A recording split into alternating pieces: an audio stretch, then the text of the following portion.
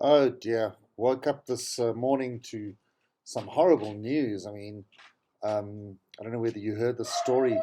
Alec Baldwin, Alec Baldwin, the famous actor. I love Alec Baldwin.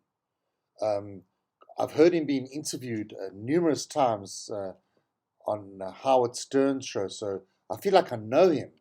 So he's not just an actor that I appreciate just from watching him on the screen, but I've heard him being interviewed so many times, and I feel like I know him. And he seems like a really nice guy. And a tragedy on the set of a film that he's busy with in New Mexico. It's a western called Rust, and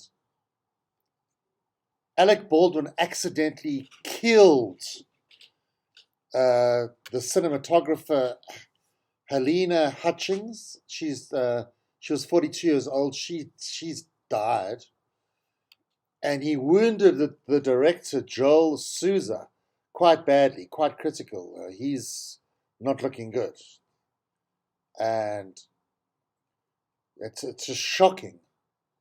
And I remember this kind of thing happened. It's happened once before that I know of.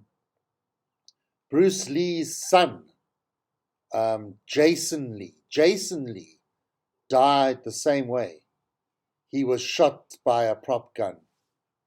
So somebody made a mistake. Whoever's in charge of the prop guns screwed up. How do you recover from something like this? Alec Baldwin, the movie, obviously they've stopped shooting the movie. The production of the movie has been stalled. Police are doing a whole investigation. How does Alec Baldwin carry on from here? Gonna have to go into some kind of therapy. I think a lot depends on how everybody around him, all the people involved in the movie, treat him, react, behave, how the police handle the situation. Awful, awful. And I don't know how something like this, I don't know if Alec Baldwin, if he can get over this and move on and still carry on acting, sure. That would be truly remarkable, and quite frankly, I'd be very surprised. It's just terrible, terrible. I don't know what kind of a prop gun it was, because how do you shoot two people? Maybe it was one of those automatic weapons?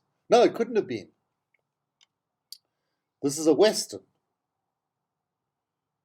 and I don't think automatic weapons were around, would be portrayed in a Western movie.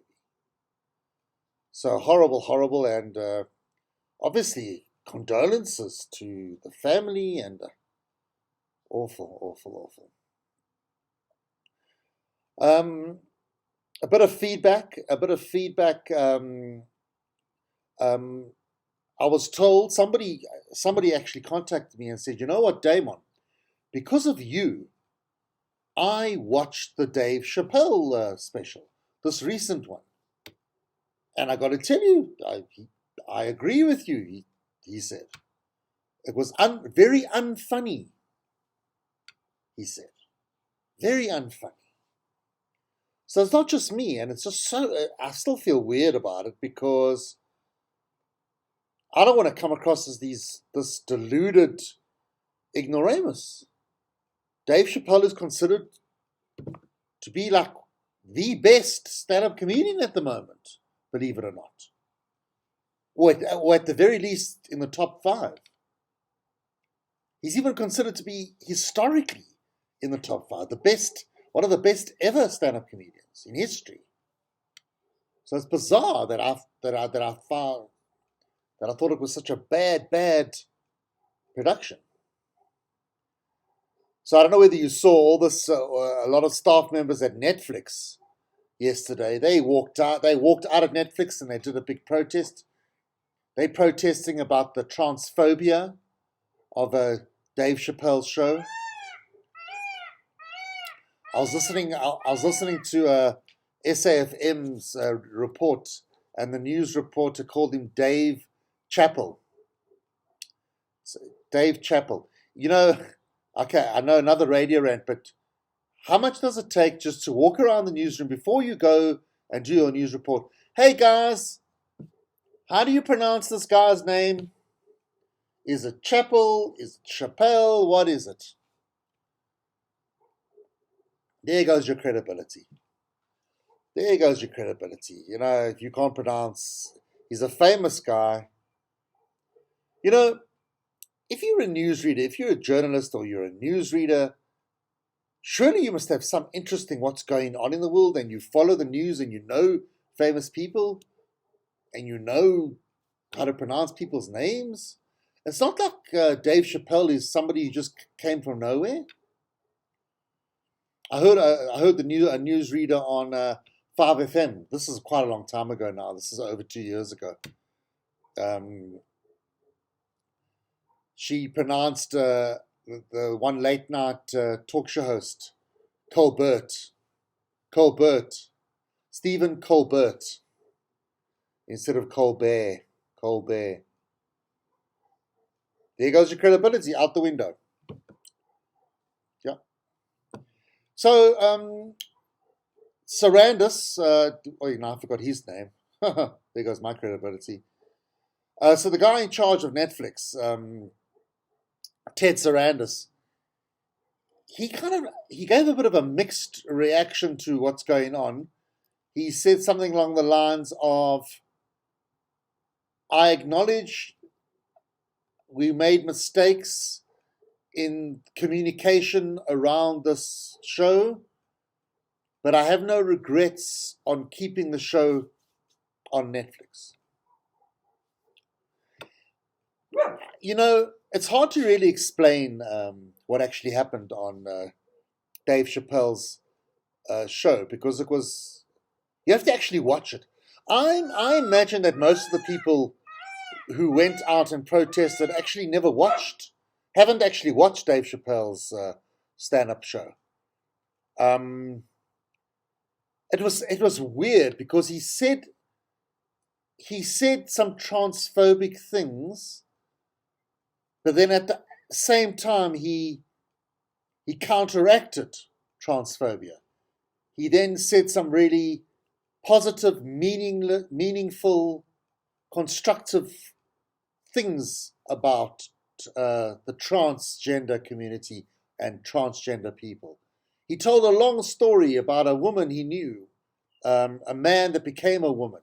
So a woman, so in other words, a trans woman. And he got to know her, and he had a relationship with her, a close friendship. She wanted to be a stand-up comedian, but she was really bad. But Dave Chappelle still let her what do you call that? Support him, like she did a stand-up before Dave Chappelle, but she was shocking. Dave Chappelle got to the point, explaining how he loved her. I think her name was Daphne. And then at the end of Daphne committed suicide, jumped off a building. And Dave Chappelle made a joke. Oh, Daphne, you definitely were a man, because that's some really hardcore shit to kill yourself that way, jumping off a building. And then he said, okay, I know. That sounds bad, but Daphne would have liked that joke. That's what he said. Look, I thought it was a terrible stand-up routine. But anyway, it seems to be like one of the biggest stories going on at the moment. And I was interested to see how Netflix staff would protest, how they would go out and protest. That would have been, because I was wondering, are they going to do it on Zoom? Because, with COVID and physicality and getting in people's faces. No, they did it. They went back to the traditional ways of protesting, with placards and everything. Yeah. And then somebody said, then I got a bit of feedback. Somebody said, this podcast has become, Damon, you've become a bit right-wing. I don't think this person's being serious. I think they're just trying to incite me. because I joked about something. I said something along the lines of, this is something that I think Helen Ziller would say. So immediately I'm already apologizing, knowing that what I'm about to say is either insensitive or slightly racist or racially insensitive or inappropriate or historically inaccurate or misleading. Straight away, I prefixed it with, oh my God, this is something Helen Ziller would say. And it was something along the lines of, I got no water. I got to be honest with you, 20 years ago, this didn't happen so much, not having water. Just an observation. Just an observation. And it's an observation, and it's pointing out that, hey, whoever's in charge of our municipalities are not doing such a good job. Not doing such a good job. But here it is. This is the underlying message, and this is how people with kind of either white supremacist ideas or white supremacist feelings or just plain racist feelings, they make things racial. They always make things racial. They don't analyze and look at the bigger picture. I'll never forget, I was walking with somebody in the park years ago, and somebody vandalized the jungle gym. And this guy said to me, I bet it wasn't a white person who did this. And I looked at him, I said, but Brew, first of all, I probably shouldn't be seen walking with you because I'm worried that someone's going to overhear you because that's embarrassing. You know, you with somebody and they make a comment like that and somebody overhears them. They think that you're also a racist. It's terrible. Look, Brew, 80 to 90% or at least 80% of the population of South Africa is black. 60 to 70% of that black population are living under the poverty line and might resort to taking metal from a jungle gym to sell to a recycle, to make money, to put food on their table. That's it. It's not because they're black. It's because they're in the situation they're in, and that's the difference. And that's where sleepy cuckoo, they don't see it. So when I make a comment like that, the municipalities aren't run so well, immediately somebody like him that I used to walk in the park, the interpretation is that I'm saying black people can't run municipalities. That's the insinuation, and that's not at all what I was saying. At all. Again, if a municipality is being run by people in South Africa, because of the demographics of South Africa, those people will be black. It's got nothing to do with their race, that they are not running the municipalities correctly. Can you grasp that? Can you actually grasp that? And that's where somebody like me, I get so frustrated and angry because the white people who back in the early 90s who emigrated, ran away from South Africa because of swart gevaar. They were saying black people are going to mess this country up. Like the country, first of all, they couldn't see that the country wasn't doing so well because they could only think about their little white insulated world. They couldn't care about the fact that like 80% of the population weren't having such a great time. But that's another story. So it frustrates me and upsets me that 27 years later, we're in a situation where things are not looking so great. Corruption, economy, we're having load shedding, electricity situation. It's got nothing to do with race. It's not because these people are black that they have mismanaged. lots of things. It's just that 80% of the country happen to be black. So if you're in charge, if you're running things, chances are you're going to be black. It's got nothing to do with race. It's not a race thing. But what's so frustrating is that these racists who've emigrated and you see, we were right. You see, we were right. Look at what's happened to South Africa. We were right. Boy, doesn't work. It doesn't work like that. Catch a wake up. Catch a wake up. Believe me, you're telling me white people haven't been involved in corruption? Apartheid was one of the biggest crimes of corruption. If you stop to think about it for half a second. Anyway, so no, coming back to the feedback I got, no, I don't think this podcast has become right-wing. I don't think so. I think you're wrong. Okay. Sure.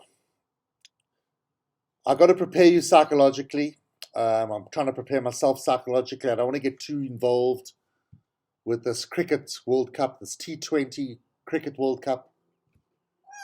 South Africa is facing Australia on Saturday. And I'm just trying to tell myself it's just a game. And you know what? It's not real cricket. It's not real cricket. Anything can happen in T20. Anybody can win. Anything can happen. Okay? Let's just get this straight. So South Africa have got my hopes up. They beat Afghanistan, which, they didn't beat Afghanistan, I would have been really worried. They beat Pakistan yesterday. All warm-up games. Now South Africa's playing Australia tomorrow. And I don't even know what time the game is. And I'm going to just think to myself, okay, if we win, fantastic. If we lose, that's it. It's anything could happen. Anything could happen. So let's just prepare ourselves, okay?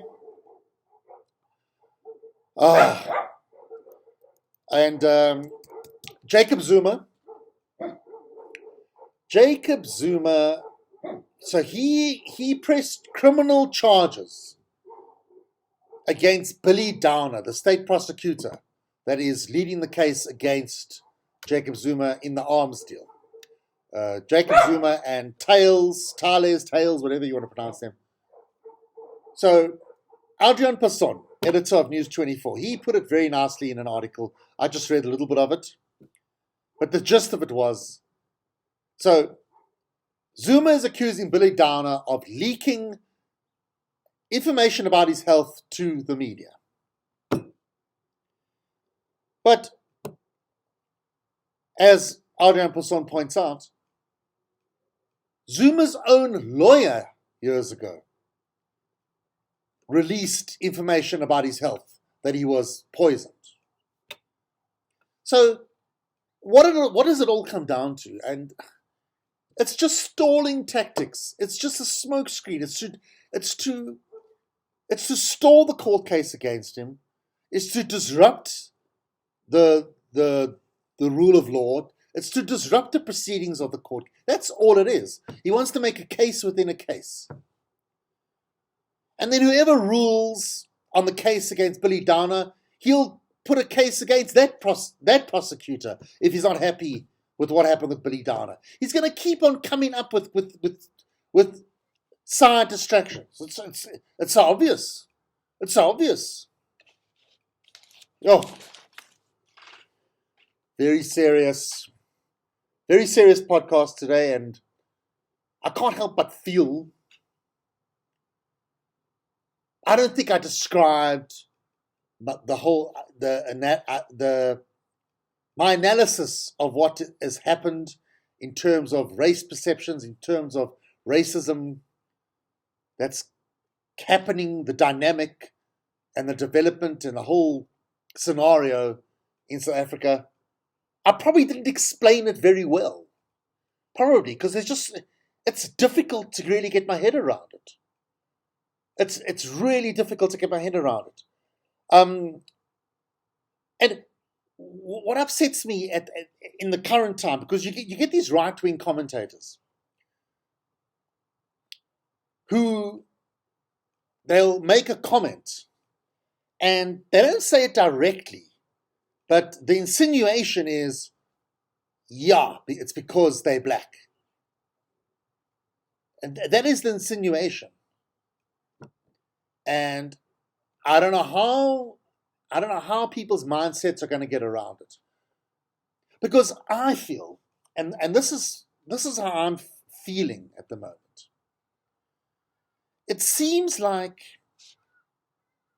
look, there's always been a nucleus of white people in South Africa who have these racist perceptions, these biases. And it's ingrained in them, it's ingrained in their psyche. And they've immigrated. Most of them are now in Australia or Canada or England.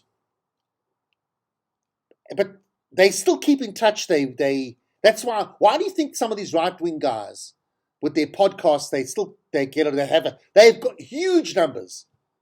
A lot of people overseas are watching these podcasts. So